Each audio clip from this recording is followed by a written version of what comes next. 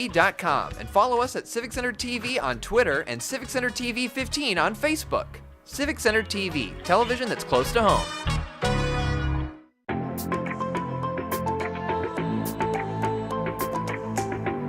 Stay tuned for the Splash Live.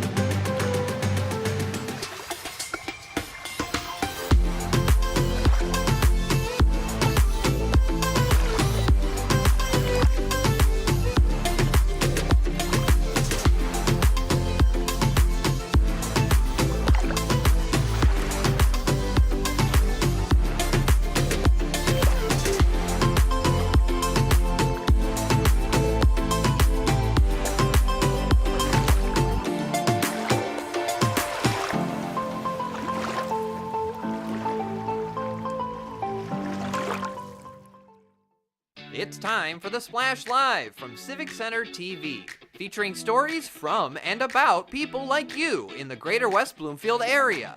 Simulcast on cable, 89.3 Lakes FM, social media, and the web. Now live from Green Media Center on Walnut Lake Road, it's the Splash Live. Live, local, social. It's the Splash Live on Civic Center TV and 89.3 Lakes FM. I'm your host, Jake Schaff, going over all of the biggest news and events from right here in Greater West Bloomfield. With everyone out and about enjoying the hot summer air, swimming lessons and safety are of the utmost importance. And Goldfish Swim School in West Bloomfield recently did their part by taking part in the world's largest swim lesson. A global swim class taught by several different swim schools all throughout the world that teaches safety and proper etiquette when out in the water. I was out at their class to hear from some of the teachers and attendees on why these lessons are so important. It is the world's largest swim lesson. It's just bringing awareness to drowning prevention and taking that first initial step to saying you're going to be a safer swimmer by taking this lesson. So what we're going to have today is this hour of open swim where the kids get to have fun in the water, participate in it, and then afterwards we're going to do a water safety presentation, not just for the kids but also for the parents on how to practice water safety at home. I think it's absolutely important for all the young children to learn how to swim. We live in Michigan. There's a lot of lakes around here, and it's important to know how to swim. How cool is it for a place like Goldfish to be involved in something like the world's largest swim lesson? That's a pretty amazing effort that they're putting forth to get people out and aware of water safety.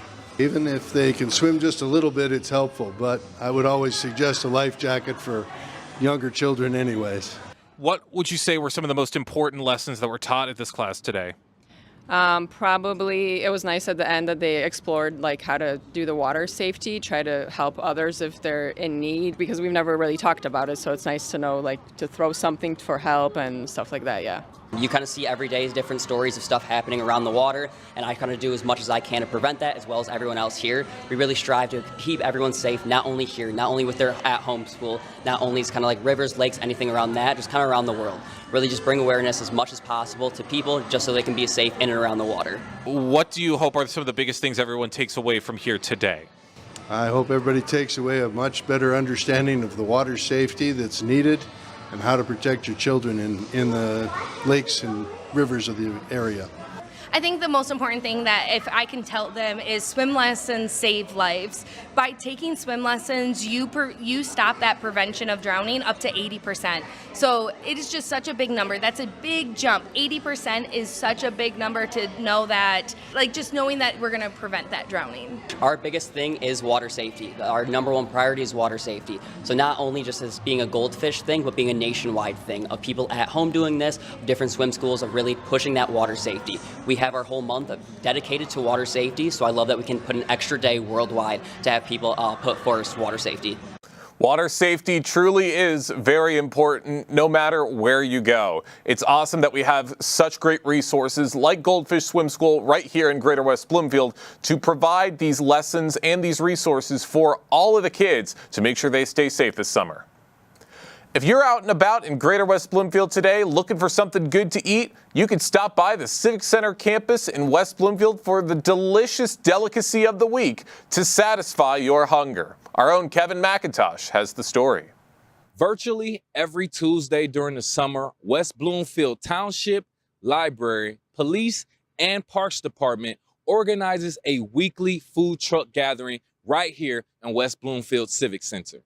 The special event features local businesses serving various dishes, cuisines, and eats to inspire local residents to get out of the house, support small businesses, and try some new food.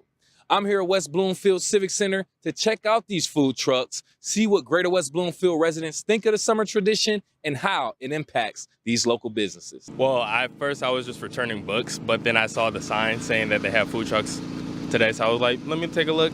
And then I got me a case of burrito, and I looked at the frozen lemonade, so I was interested, so I wanted some. Food Truck Tuesdays launched in May and runs through September, bringing local flavors straight to the Civic Center. Well, today, actually, we're serving a special item that we did for Juneteenth called the Harriet, and it's with roasted shiitakes. It's got red cabbage, some pickled onions, and cucumbers, and a garlic aioli, and that's been really, really popular. So we're featuring that today. We have tons of items. A lot of the popular ones that we get are the walking tacos because they're easy on the go. Kids love those. Our other popular item is our birria, quesabirria. We have birria enchiladas, which not many people have. So they're like, what is that? And they taste them and they're amazing.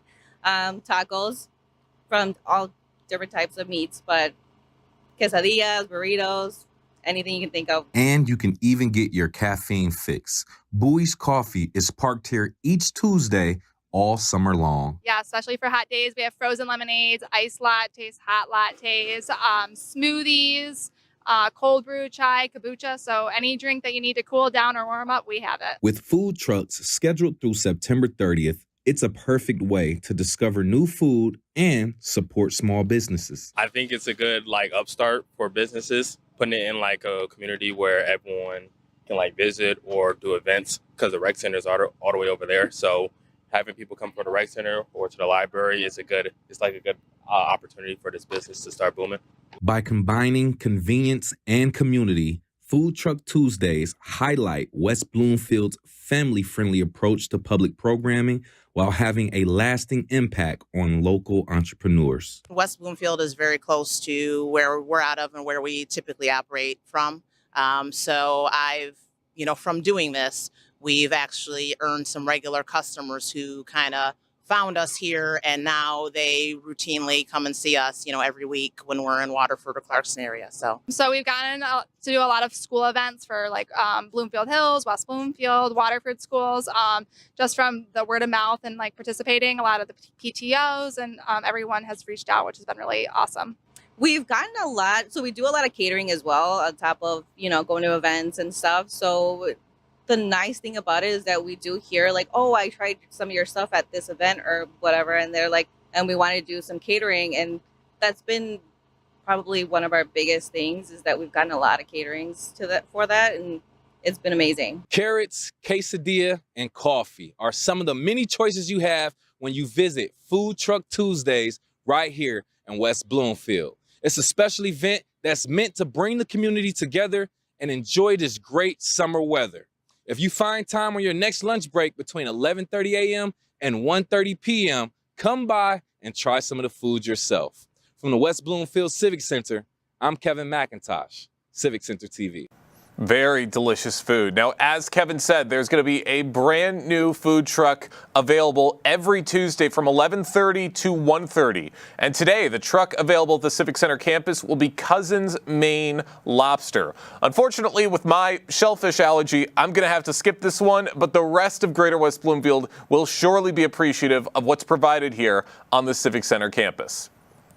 Celebrate Independence Day early with the Sylvan July Jamboree, a 3-day community celebration packed with summer fun. Festivities kick off today, July 1st at 7 p.m. with Christian's Cupcake Concert at the Community Center, a residents and friends talent showcase. On July 2nd from 5 to 8 p.m., enjoy mouth-watering eats from Chubb's Barbecue and Good Humor Trucks, plus exciting activities like an Arctic obstacle course, polar plunge inflatables, and classic lawn games. And the celebration concludes on July 3rd with the dazzling fireworks show at dusk, courtesy of the Oakland County Boat Club. Presented in partnership with the Oakland County Boat Club and Oakland County Parks, this event promises festive fun for all ages. And the Oakland County Boat Club fireworks are one of Sylvan Lake's greatest traditions, inviting everyone from the township outside to enjoy food, friendship, festivities, and everything to celebrate the summer season. Tim Harris, the Commodore for the Oakland County Boat Club, recently joined us on the Splash Live to tell us more. Tim, great to have you with us. Good to be here. Really, really happy to have you with us and really excited to be getting into this conversation. I know that this is one of the favorite events of Greater West Bloomfield. How long has the Oakland County Boat Club been hosting the July 3rd fireworks show? Well, I think it's going back way before my time. The club started in 1912. So oh, wow. We've been hosting them for probably over 70 years. That is incredible. 70 years of tradition, 70 years of fireworks and festivities. What would you say, what do you think inspired the boat club to begin this annual tradition? I believe I just started with a group of boat club members that started with some fireworks and turned it into a dedicated day on the lake for families to come out and enjoy the day. And it's just bloomed and blossomed into a great event. It certainly has, and I was out at the event last year. It was so much fun. You can see the footage right now if you're watching on civiccentertv.com, but seeing everybody out on the water, everyone out on their boats, having such a great time, enjoying the summer air, it was such an incredible experience. And Tim, I'm curious, what does it take to organize and execute a show of this size and quality? It takes a dedicated team, a big committee.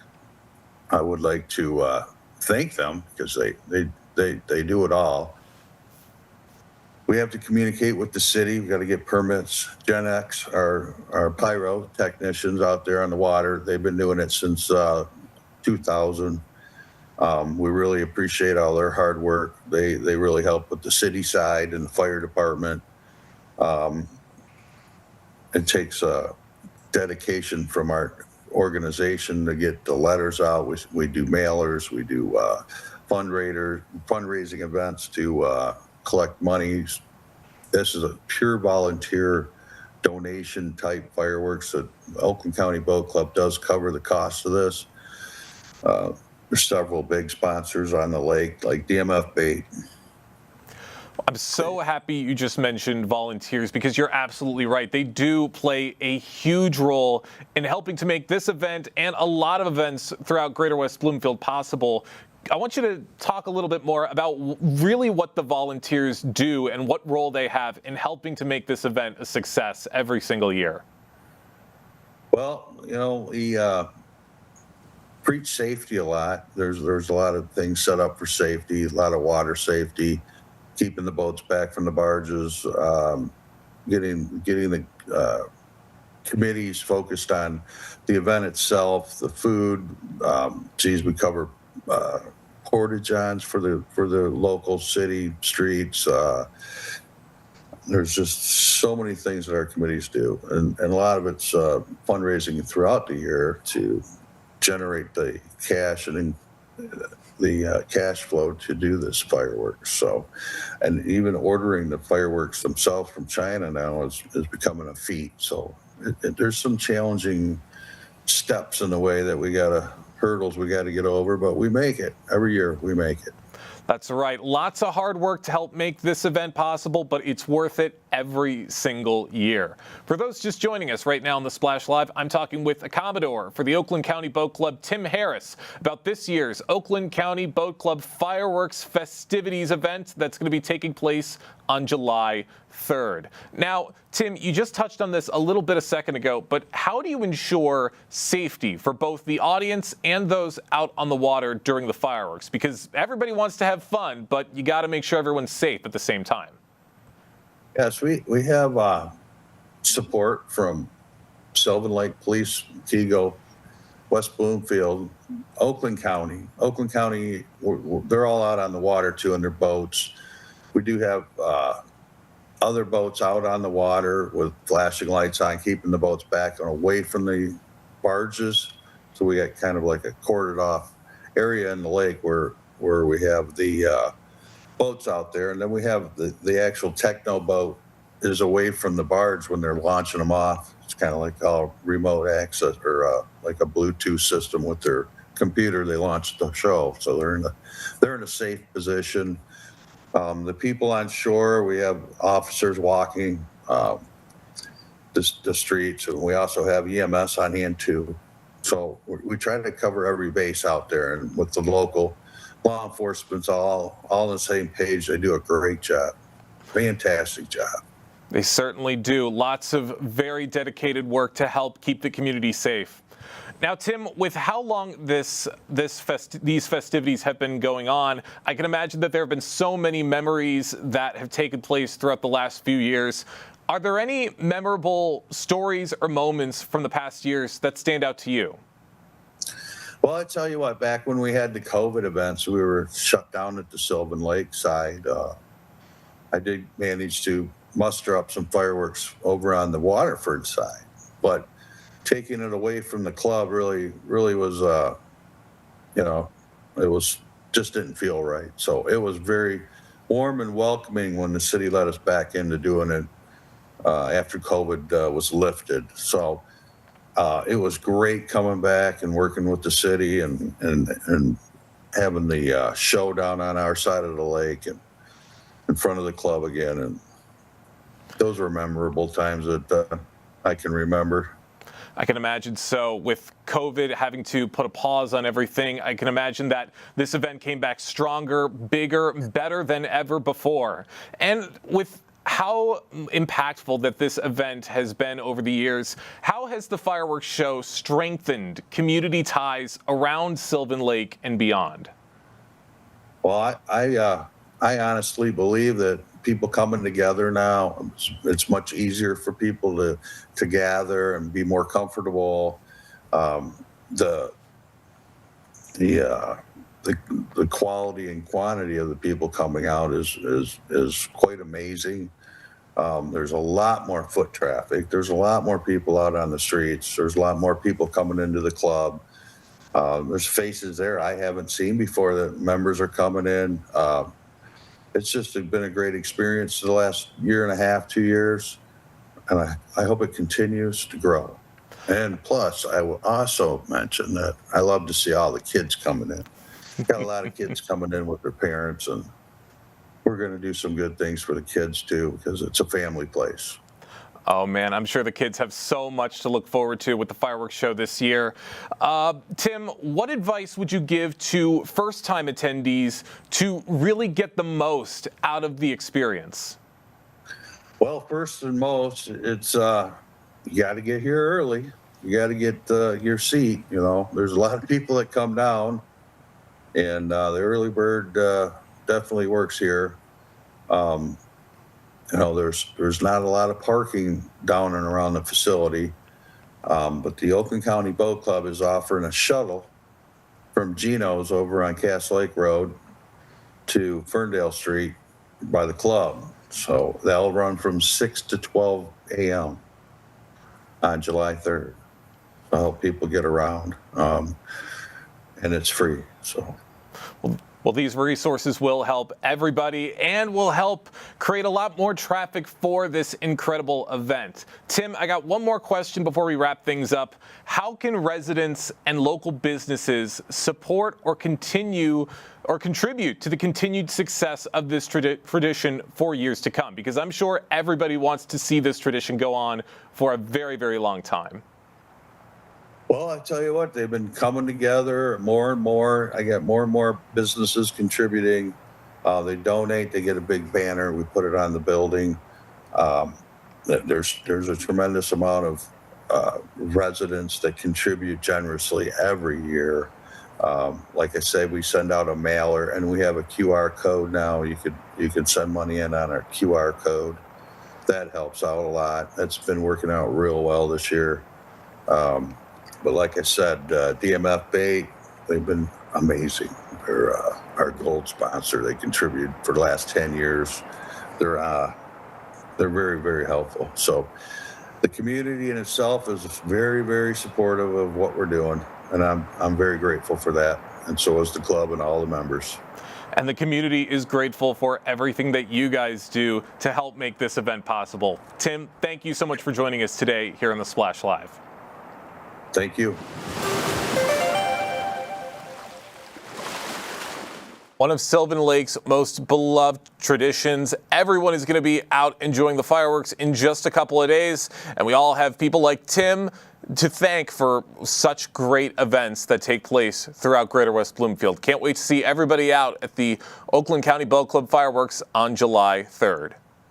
With the 4th of July in just a couple of days, there's sure to be loads of fun out on the water. But it's important that everyone in the community stays safe when doing so. The West Bloomfield Police Department has issued out reminders of the dangers of boating while drinking, as up to 70% of water recreation deaths for teens and adults involve the use of alcohol. Joining us on the Splash Live right now, we have Lieutenant Todd Metcalf with the West Bloomfield Police Department to help provide some guidance for staying safe this holiday. Todd, great to have you with us. Good morning. Thank you for having me. It's great to be here. Of course, glad to have you here with us. Very important conversation to be having around this time of year. Let's jump right into it. What are some of the most common misconceptions people have about drinking while boating? Well, that it's not as serious. Drinking and boating is not as serious as drinking and driving, which could be farther from the truth. Obviously, boats are on a very unstable platform. A lot of people don't own boats. A lot of people drive, though, a vehicle, so they forget that they get in a motor vehicle, which is a daily occurrence, to go to work, to go to pick up their children or do stuff like that. It's just something that they do every day. A lot of people don't own boats, so when they get on a boat, they think it's vacation, which it is, fun, having a good time, and drinking becomes it's overlooked on the roadways. So it's actually more dangerous because of that misconception right there that it's not as serious, which it is, in fact, just as serious. You're absolutely right. It's one of those things where I think if people got behind the wheel of a boat, they would understand just how difficult it could be to navigate that throughout the water. I've driven a boat before. I know how dangerous it can be when not done properly. How does operating a boat under the influence compare legally and physically to driving a car under the influence? Well, the penalties are exactly the same. Everything's exactly the same. The same amount of BAC in your limit and your body is exactly the same as on the roadway operating a motor vehicle, which can be a 2-ton automobile. People forget that when they're on land, the land is stable, so they can kind of gauge their intoxication level when they're at a party at a friend's house. On a boat with the waves and stuff like that, it's not easy to determine with the weather and the heat. So when it comes to the legalities, it's exactly the same thing. It's a crime over 0.08. It's the same guidelines as driving a motor vehicle on the roadway, and be mindful of that. It doesn't matter how much you drink, a 0.08 across the board. Anything over that, and you can be arrested. That's absolutely right. 0.08. You definitely don't want to be above that limit. Todd, what penalties could somebody face if they are convicted of boating under the influence here in Michigan? Well, just touch base on the 0.08. You still can be arrested for a 0.06, a 0.07 in your system. It's all about being impaired. So .08 is the illegal limit, we like to call it. I like to call it anyway. So anything over that is a guaranteed arrest. But underneath that, you still can be arrested at a .06 for being impaired. Getting back to your question, convicted, first offense for operating while impaired or intoxicated for boating or driving a vehicle is a 93-day misdemeanor. That's across the board for both vehicles. If you get caught for a second offense, that's a 1-year misdemeanor. And a third offense is a 5-year felony, which is in lifetime. So if you get a charge for a third offense within a lifetime, that's a felony. That's bare minimum charges. That's if no injuries happen, simple getting pulled over, intoxicated, those are the penalties. And that's not including probation, not including fines and costs, your insurance for your vehicles, which will skyrocket. So that's just the best case scenario if you're caught. Even still, very serious consequences for boating under the influence. Definitely something everybody will want to avoid. Now, Todd, what are the signs law enforcement looks for when identifying impaired boaters out on the water? Well, obviously, there's some challenges on the water. It's like I said, there's no lanes to follow. There is direction of travel, but people are out there boating around, trying to avoid each other, stuff like that. On the roadway, obviously, we have lanes. But the most common thing that we look for is reckless and careless driving. Obviously, those boats will stand out with people being reckless and just being boisterous on the boat. Those are the main things that you look out for. Driving too close to other boats, causing larger wakes, disregarding the no wake zones, and just people trying to relax on their own and have a good time. Those are the main things. And obviously, we get phone calls, which we encourage the most from citizens. That helps us catch a lot of individuals on the roadway that are speeding or intoxicated. And same thing applies on the waterways. We get phone calls of intoxicated boaters. Help us look for them. That's right. The citizens play a big role in helping you guys to identify these offenders and to help serve some justice. Now, I would imagine that alcohol is not the only substance that can impair a boater's ability. What are some other substances that can lead to legal consequences? That's a very good point. That is correct. Alcohol is one item that can cause intoxication. That's obviously easy to detect at times. There's an odor that comes from a person's breath, and obviously some eye movements of that nature. When it comes to other items, that's what I'm looking for here. Other substances, people forget that prescription can cause impairment. Just because you're prescribed an item from the doctor, whether it's a pain medication or stuff like that, over uses of that stuff can cause impairment. Not to mention your illegal drugs. Just because you don't like alcohol doesn't mean if you consume heroin or inject cocaine or sniff cocaine, even marijuana in your system, those all can be related. And obviously at first glance, we would not know that, but there may be a smell, but we go through sobriety tests and the blood work would indicate what factors and what levels of those substances are in your system, which are all illegal. Lieutenant Todd Metcalf with the West Bloomfield Police Department is joining us right now on the Splash Live for a discussion on boating safety this holiday weekend and the dangers of drinking while boating. Now, Todd, most importantly with this holiday weekend, obviously we want everybody to have some fun, but we want everybody to stay safe regardless of what happens. What safety tips would you recommend for families heading out on the water for this 4th of July weekend? Absolutely. Well, first off, I'd like to point out that I'm a human being as well. I have a place up north on a lake. I like to go boating up there with family and friends, so I'm not immune. I go out there every time I understand. Safety tips, obviously there's no seatbelts like in cars, but make sure everybody's got a life preserver. And people always ask me, hey, Todd, you're a cop. What do you do nowadays with all the stuff going on with the wars and you drive to religious facilities? Just the main thing I tell people is be aware of your surroundings, whether you're driving a boat, whether you're driving a car, whether you're traveling somewhere, always be aware of your surroundings. Don't be afraid to leave the home, but just, if you're on the lake and you see a party, some chaos in one section, maybe go to the other side of the lake and keep your family safe from that area. You just don't know. Just be mindful of your surroundings, make sure your safety equipment's in place, and that's the best thing I can do. And enjoy life, have fun, but be mindful of your surroundings. That's right. Be mindful of your surroundings. You can still have fun, but make sure that it's within your limits and that it's not endangering anybody else. And if you are going to be drinking out on the water, it's very important. Talk about how important it would be to have a designated sober operator on board, and how should that be arranged ahead of time? Well, I mean, know your people. Like I tell, as I climb the ladder here as a boss, you got to know your surroundings, know your people. If you have a bunch of people come onto your boat and somebody volunteers to be a designated driver, is this somebody that can't control themselves, or will sneak a drink on the side, or they've had drinking problems in the past? May not somebody you want to rely on. If Uncle Bob, for example, doesn't drink at all and he wants to come along, there's your driver. So be mindful of who you have on your boat and who you trust. And obviously, a designated driver is key.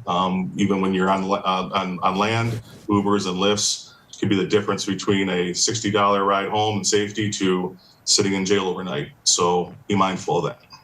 That's absolutely right. And you touched on this just a little bit ago, but what should passengers and fellow boaters do if they suspect someone is operating a vessel while impaired?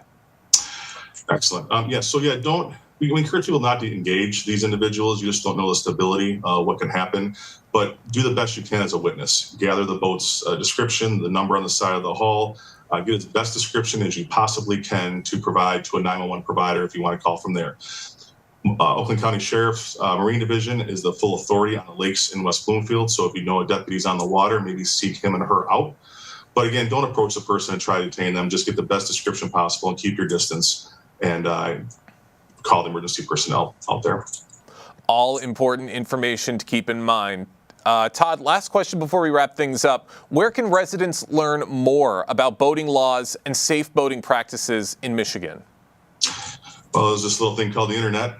So Google is obviously, even as police officers on the road, if we're out driving around, we get stumped on something, we'll pull up the internet. And obviously, like the motor vehicle code book has all this stuff in there. But if you have any questions, you can just type it in. It'll tell you everything you need to know about the Michigan laws, compiled laws. And if you want to go into a little more in-depth conversation or find out a little more about boating and intoxication or drinking on the waterways, the Oakland County Sheriff's Department Marine Division is, like I said, the full authority. We do not have a Marine Division here at West Bloomfield, so our authority pretty much stops at the shore, and we assist that way. But anything that happens in major events is the Oakland County Sheriff's Marine Division. So they'd be a one person to talk to. They can talk to them over there, their supervisors, if you have any more in-depth conversations. All great information right at our fingertips. Todd, thank you so much for joining us today here in the Splash Live. Thanks for having me. Take care, guys. Have a great holiday. You as well. Lots of fun to look forward to this 4th of July weekend, but of course it is very important for everybody to stay safe when they are out on the water. So we really appreciate Lieutenant Metcalf for stopping by and for having this conversation here on the Splash Live. Plenty of other stories and topics to get into later on in the program. We're going to take a quick break and jump back into things right after this. Live, local, social. It's the Splash Live on Civic Center TV and 89.3 Lakes FM. We'll be right back with the Splash Live.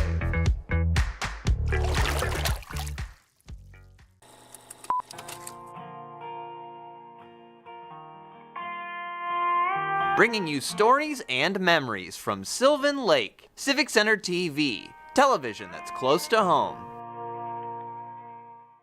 Hi, this is Ken Graham, Director of the National Weather Service. Leaving a kid or a pet in a car can be deadly. In fact, every year, dozens of kids die of heat stroke in hot automobiles. Some are left there by caretakers, others get in there on their own, and they can't get back out. All of these deaths are preventable.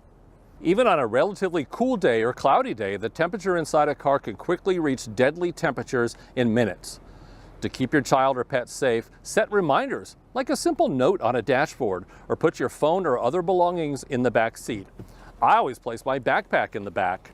Kids don't see the family car as dangerous, but in just 10 minutes, a hot vehicle can be fatal. Never leave a child unattended. Look before you lock. Hello, my name is Danya Bazzi. I'm the superintendent of West Bloomfield School District. I want to congratulate Civic Center TV on hitting the amazing milestone of 1 million viewers. Your involvement in our community doesn't go unnoticed.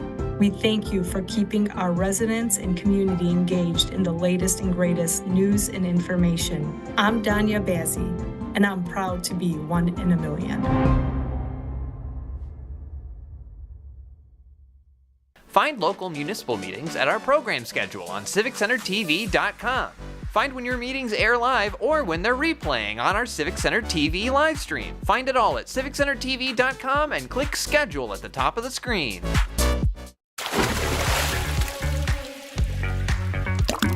And now, back to The Splash, live.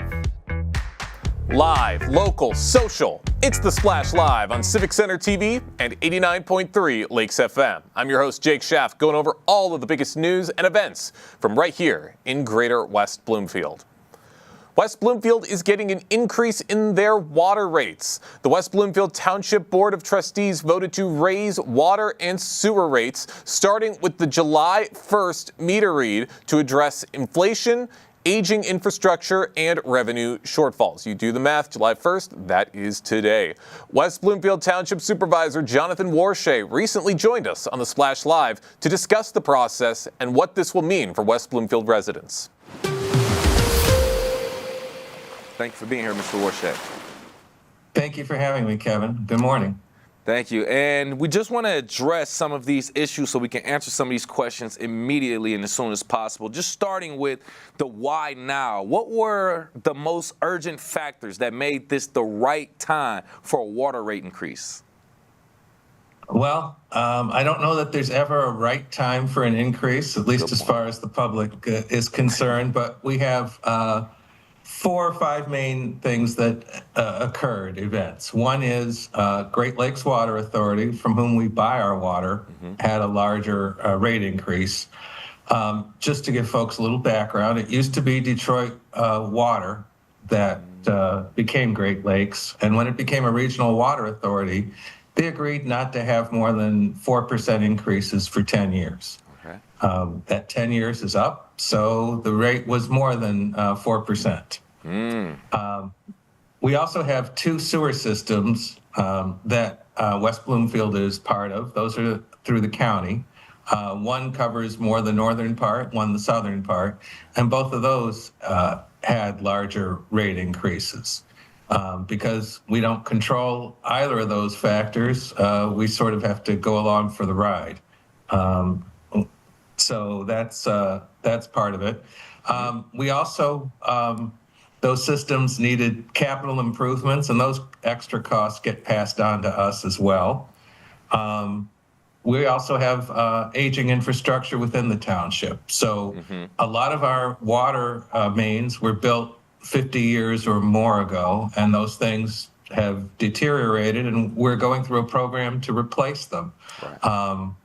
Rather than have a break all of a sudden and put people in the lurch. So those are quite expensive. We're doing one, for example, in the West Acres area that we're going to work on. It was scheduled to be $11.5 million, and it's pushing 14. So those things all go into the water rate. And then the last thing, which sounds a little strange, is water loss through the system. Unlike your house, water pipes in the township and everywhere else will leak a little bit, the water mains. Great Lakes Water Authority had a bad meter, a giant meter that the township was using to measure the water that we use throughout the township.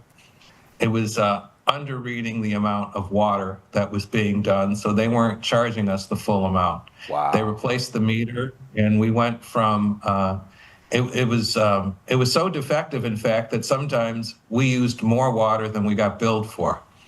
So now we're paying for it. So we lose about 10% of the water through the system. And just so folks know, we are doing a sound study where they use sound throughout the pipes to detect leaks. If it's a large leak, they fix it immediately. And if it's a smaller leak, then it goes on a list, and we'll be addressing all of those. And that way we'll only be paying for the water that we actually use. And that'll decrease cost to some amount. Wow, a lot of different factors, and I'm so glad you took the time to explain that because it adds context and perspective to this situation where a lot of people are just going to get those bills and say, what's going on here? But now that you're added that information, I think it kind of explains a little bit more. Specifically with the infrastructure, I want to go into that. How does this decision support the township's long-term plan for infrastructure? So we look through how old the pipes are in different areas and if there's been issues, and those are the ones that get done sooner. We have capital improvement projects over the years, and so we try to get to all of the water mains as part of that. So we work in different parts of the township to replace those. Since we are talking about bills, I'll use mine as an example. My last water bill was a little over $200. So if my water usage is the same, my bill will go up $45, $50. Now that's a quarter, so we're talking $15 to $20 a month for my house. Now, folks that have more people in the house using water, or if they have a pool, they're certainly going to see a larger increase than that. Now, as I just said, we bill quarterly, so every 3 months you get a bill. I know that most people do their budgets monthly, so a quarterly bill is a little harder to budget for. So what we're planning to do next year is to go to monthly billing. Okay. That should make it easier on everyone. We've currently half our meters are smart meters. So what that means is the water usage gets fed into our water department 4 times a day for each house. And what that does, not so much that we're trying to see what people are doing, but if there's a leak, we'll know within a day rather than somebody getting a bill after a quarter with a high amount. There's also an app called Eye on Water. So if your house has one of these smart meters, and I'll let folks know, if you don't have one now, we're still doing it. It'll probably be another 4 years before everyone is on the smart meters. Okay. But if you have a smart meter, you can have an app called Eye on Water, and it'll alert you to leaks. You tell how many people are in your house. You can indicate if you have a pool or if you're using sprinklers, so that it sort of educates it to know how much water usage to expect, and then it'll alert you if you are using higher than normal use water. Seems like it's a very handy tool to keep in mind, and we're hoping that our audience took note of that and go ahead to find out how you can get one of those smart meters as well. But with me right here live on The Splash, by the way, we have West Bloomfield Township Supervisor Jonathan Warshay discussing the new vote from the West Bloomfield Township Board of Trustees raising the water and sewage rates that will go into effect July 1st. And we're just talking about the reason behind the increase as well. Now, one thing I want to talk about before we let you go is the cost of living and everything rising. Everything is getting more expensive, and now we have this to add on top of it. So I want you to address this. With the rising cost of living, how is the township working to ease the burden of these higher water bills for our lower income households or even our fixed income residents like our retirees? Well, it's certainly, as I mentioned, getting rid of the leaks to reduce the costs is the biggest thing that we can do, and that's why we have those capital improvement programs. But folks can also get help if they need financial help for their bills. They can call our water department at 248-451-4780. And there's a couple of programs out there that folks can use for help. One is through the Great Lakes Water Authority, and the second is through the United Way. And again, if you call our water department at 248-451-4780, they will give you information on those programs, what you need to apply, that kind of stuff, so that you can get some help with your bills. Great, and thank you for providing that information as well. We'll try to provide that to our audience as well, just as a recap. Mr. Warshay, we appreciate you for taking time out of your very busy schedule to take this time to explain to us this. Any additional key information you would like to let residents know before we let you go today?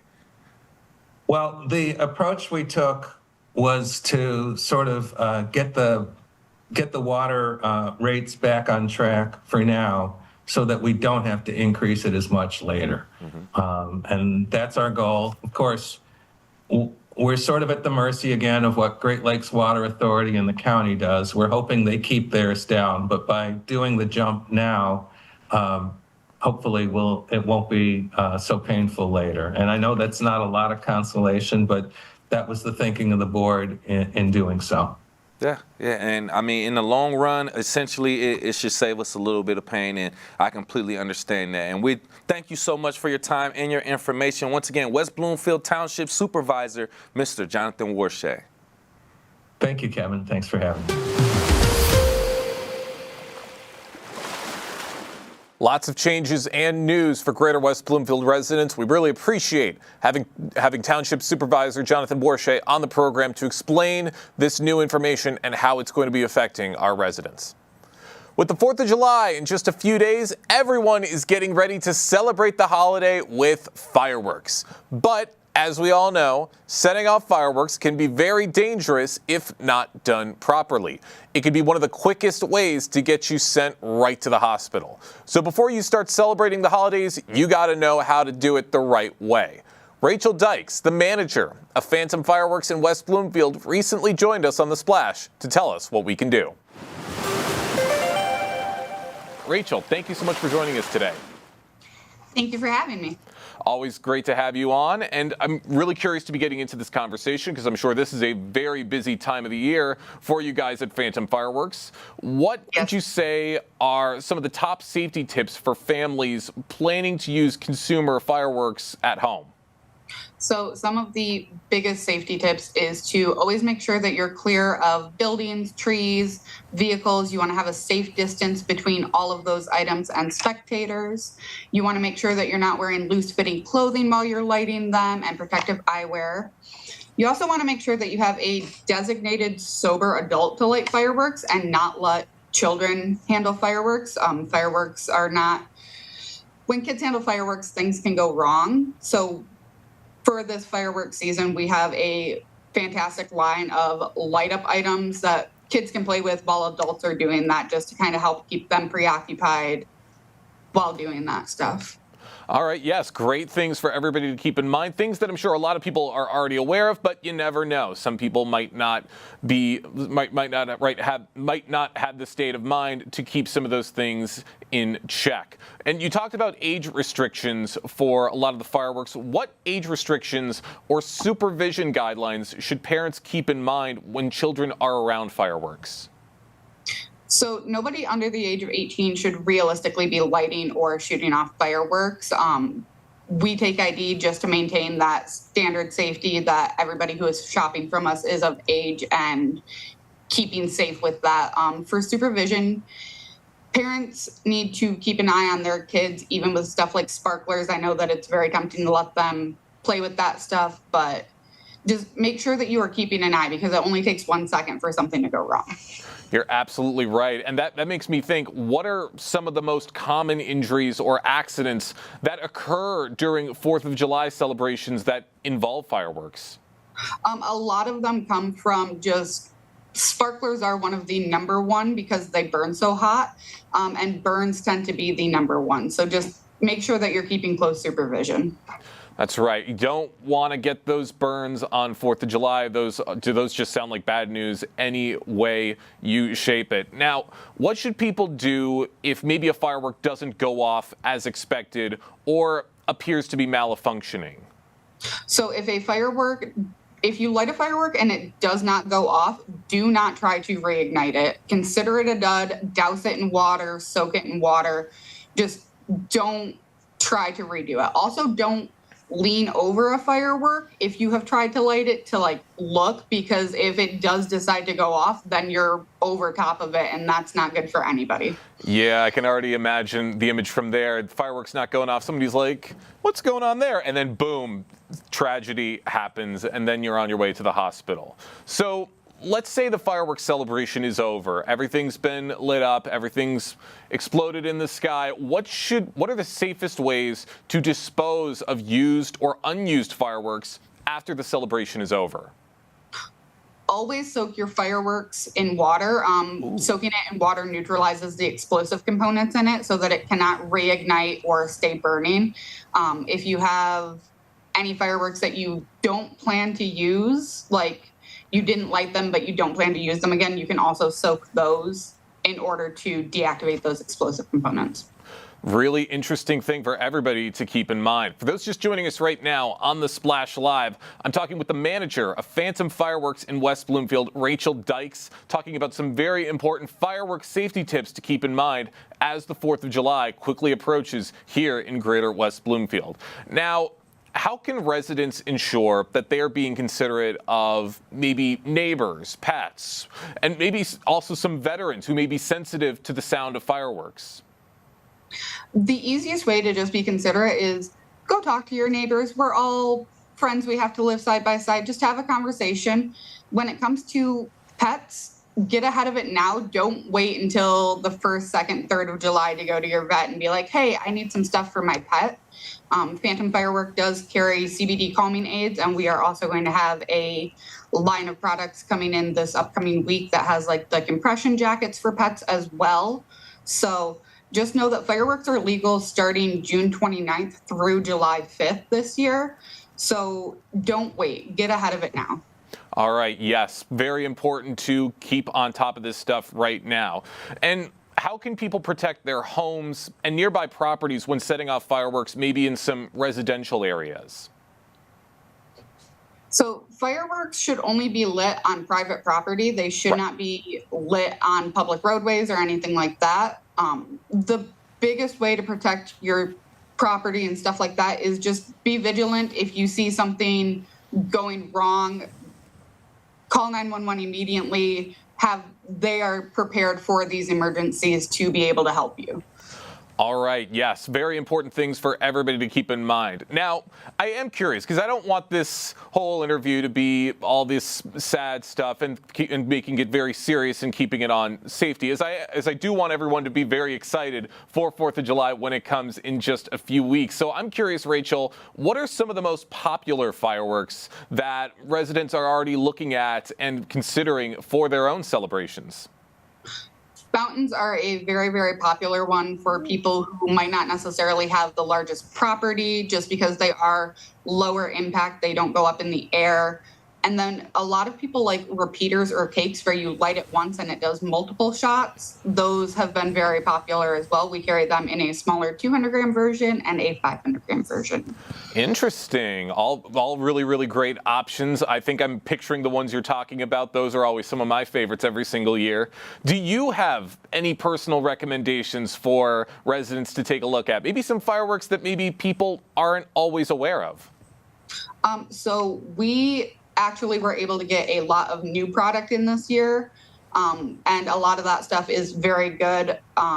We have one called Pure Magic. It starts off as a fountain and then goes to a repeater. So we have a couple of combo items like that. We also have, I don't feel like people really look into it too much, but we have assortment packs that have a variety of things from aerial to ground stuff. Awesome. All great fireworks for everybody to look into for this season. Rachel, I'm going to wrap things up quickly. Do you have any final advice for community members to enjoy a fun yet safe 4th of July celebration? My final bit of advice would just be have fun, but keep your eyes open. Anything can happen in a split second. And so long as you're being mindful of those things, it can reduce any issues. All right. Wise words for everybody to remember. Rachel, thank you so much for joining us today here on the Splash Live. Thank you.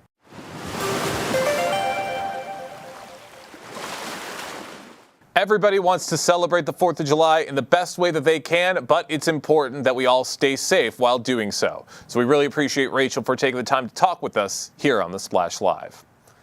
In just a few short weeks, the Orchard Lake Fine Arts Show is making its way right back here to Greater West Bloomfield, featuring several fantastic artists on display for everyone to check out. And one of those artists recently joined us here on the Splash Live, Crucifisha Grillo, who spoke with our very own Tyler Kieft.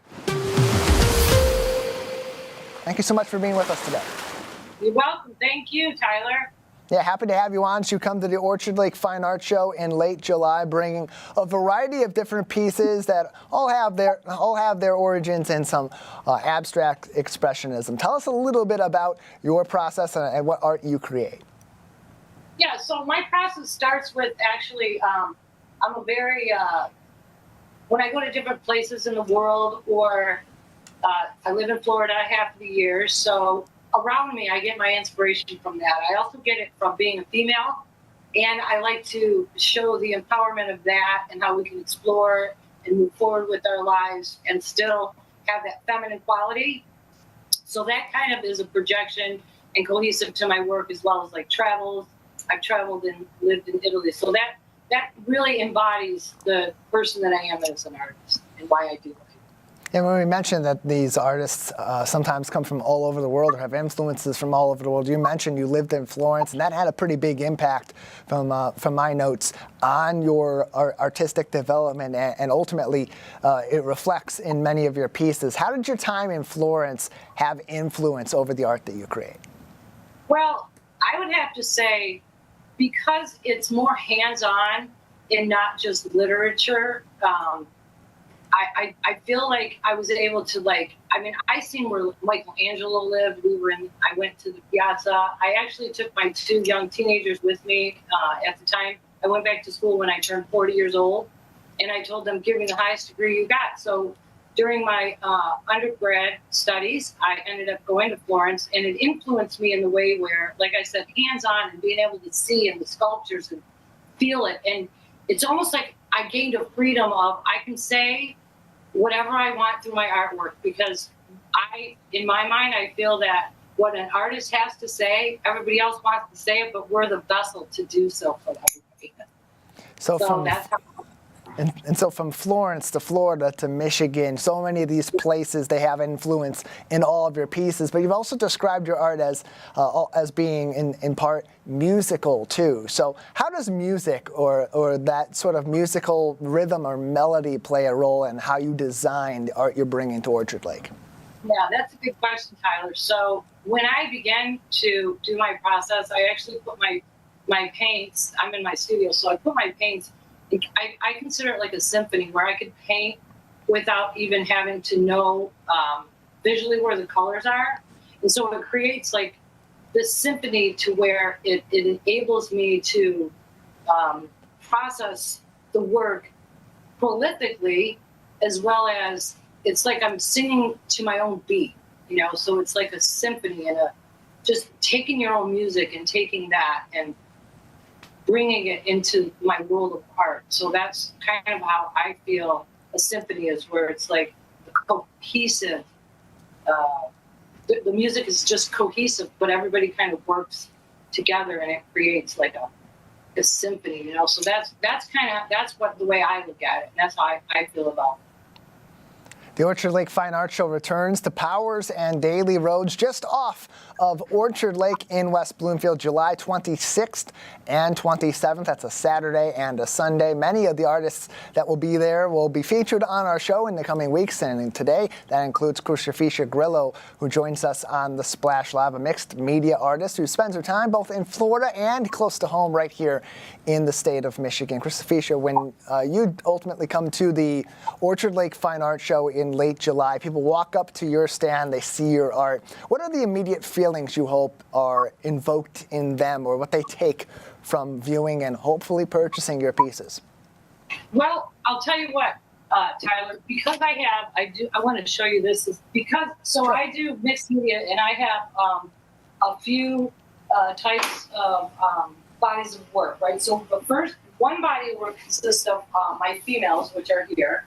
And so these are in the interior of my tent. And so when they walk in there, I feel like they have like an empowerment as a female or as a male as well, but empowerment towards the female. And then I also have my sculptures here, which that takes that as well. So if you see how I've taken my old world from being in Italy, and I've taken that and I make my sculptures, so that embodies the woman as well.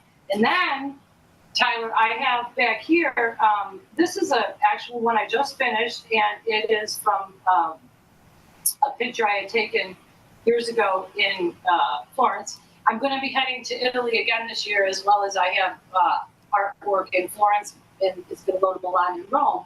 But this one here is indigenous to wood itself. I have created on red cedar.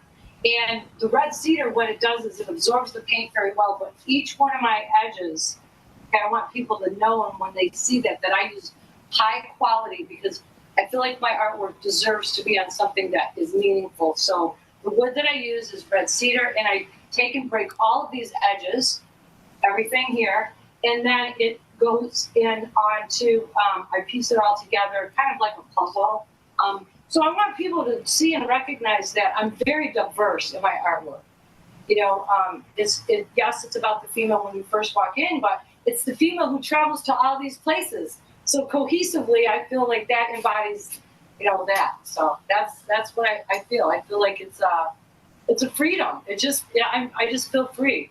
I feel free when I make my artwork, because it's my own world, and then I can share it with others. And I want it to touch their heart. So that's why I'm here on this earth. And that's such a big part of what art plays in people's lives. It's exploration, it's creativity, it's relaxation, but there's also that nurturing element to it. How much of a factor do you think that plays, not only in your design, but ultimately when you go to these art shows and you're interfacing with customers, ultimately their appreciation of what you've created? Great question. So I have a client that I've been in touch with from last year, from this actual show in West Bloomfield at the Orchard Lake Fine Art Show. And since then, a wonderful person. She purchased quite a few of my pieces. I went to Fort Lauderdale. I met up with her. She made me dinner. It was great. And then as I was there, she decided she wanted another piece. I commissioned one for her as well. So I am very personable.